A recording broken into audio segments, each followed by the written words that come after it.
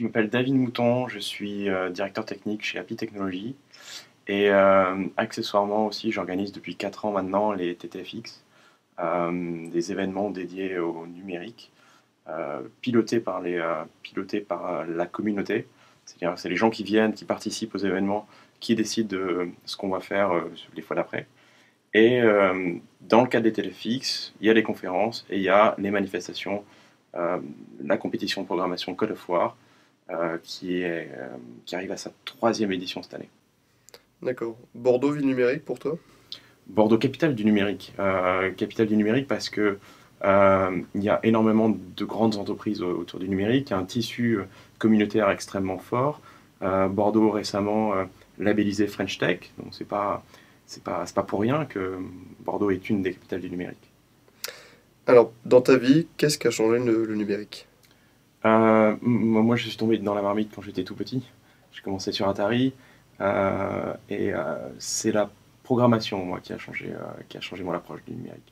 C'est pouvoir interagir avec la machine et commencer à lui demander de faire un certain travail. D'accord. Tu prédis quel avenir pour le numérique d'après toi? Ah, il va être de plus en plus envahissant, si on peut parler d'invasion positive.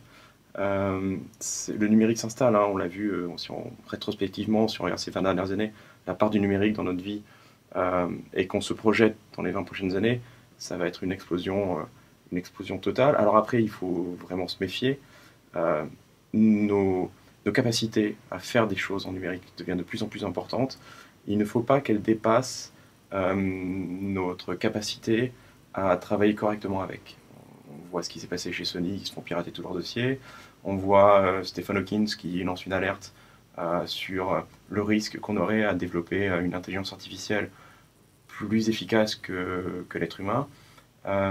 On arrive à l'aube d'une ère où l'humanité va devoir choisir entre continuer à travailler avec du numérique ou laisser libre cours à ce que le numérique devienne en fait quelque chose pour qui on va travailler.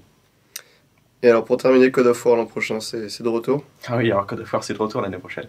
Et on travaille activement dessus avec Chris Dupin, qui sera mon binôme cette fois-ci, sur quelque chose qui va mêler cette fois-ci robotique, physique et programmation algorithmique. Très bien. Merci beaucoup. Mais je vous en prie.